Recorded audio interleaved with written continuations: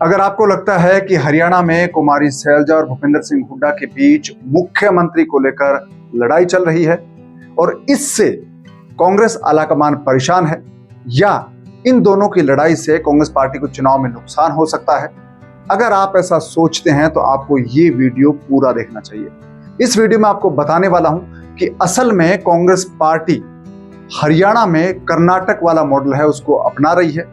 इसी मॉडल के जरिए कर्नाटक में कांग्रेस को एक बड़ी जीत मिली थी और वही मॉडल अब हरियाणा में दोहराया जा रहा है। तो कांग्रेस का कर्नाटक मॉडल क्या है, सबसे पहले वो जानते हैं। जब कर्नाटक में विधानसभा चुनाव हुए थे उस वक्त दो नेता थे जिनके बीच मुख्यमंत्री बनने को लेकर होड़ मची थी, आपस में लड़ाई थी। तो एक थे सिद्धारमैया जो जनता के बीच बहुत लोकप्रिय थे, यानी कि मास लीडर थे, और दूसरे थे डीके शिव कुमार जो चुनावी रणनीति में माहिर माने जाते हैं, जो कि कांग्रेस के एक चुनावी रणनीतिकार थे।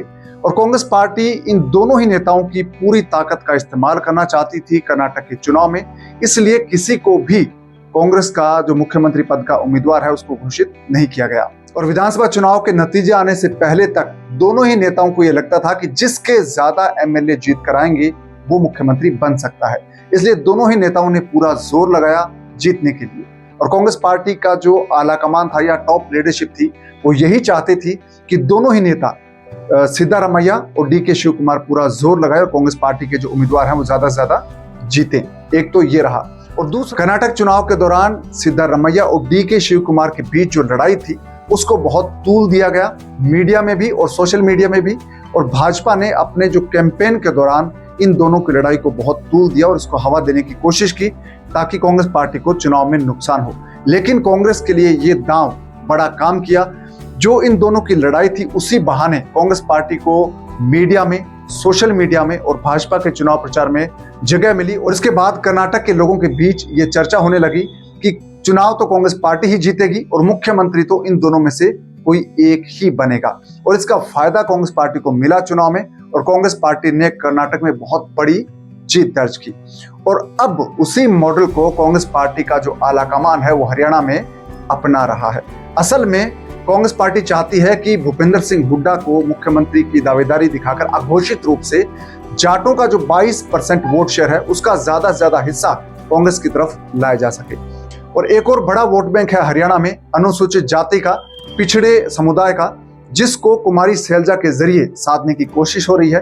तो 21% एससी कम्युनिटी का जो वोट है और 22% जाट कम्युनिटी का वोट है, उनको साथ लाने की कोशिश कांग्रेस पार्टी कर रही है इन दोनों नेताओं को मुख्यमंत्री का दावेदार दिखाकर।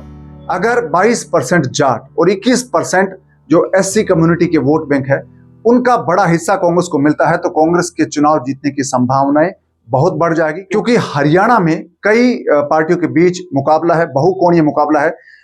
कांग्रेस और भाजपा के बीच मुकाबला है, इसके अलावा इंडियन नेशनल लोकदल है, जननायक जनता पार्टी है और आम आदमी पार्टी है। तो इन पार्टियों के बीच जब मुकाबला होगा तो अगर इन दोनों कम्युनिटीज का बड़ा हिस्सा कांग्रेस की तरफ आता है तो कांग्रेस के चुनाव जीतने की संभावनाएं बहुत बढ़ जाएगी। तो कांग्रेस पार्टी यही चाहती है कि इन दोनों नेताओं को अघोषित रूप से मुख्यमंत्री का दावेदार के रूप में आगे किया जाए और दोनों ही समुदायों को अपने पक्ष में लाया जाए। अगर कांग्रेस पार्टी चुनाव जीत जाती है तो मुख्यमंत्री बनाने में सबसे बड़ा योगदान होगा विधायकों का। तो दोनों ही नेता चाहते हैं कि उनके ज्यादा से ज्यादा समर्थक विधायक चुनाव जीत कराएं। भूपेंद्र सिंह हुड्डा चाहते हैं कि उनके ज्यादा समर्थक चुनाव जीत कराएं और इसी तरह से कुमारी सैलजा भी चाहती हैं कि उनके समर्थक विधायकों की संख्या ज्यादा हो ताकि वो अपनी दावेदारी मुख्यमंत्री के रूप में रख सके। तो कांग्रेस पार्टी ये भी चाहती है कि ये दोनों नेता पूरा जोर लगाए अपने अपने समर्थकों को जिताने में, जिससे कांग्रेस के एमएलए ज्यादा जीत कराए और उनको चुनाव में आगे सरकार बनाने में मदद मिले।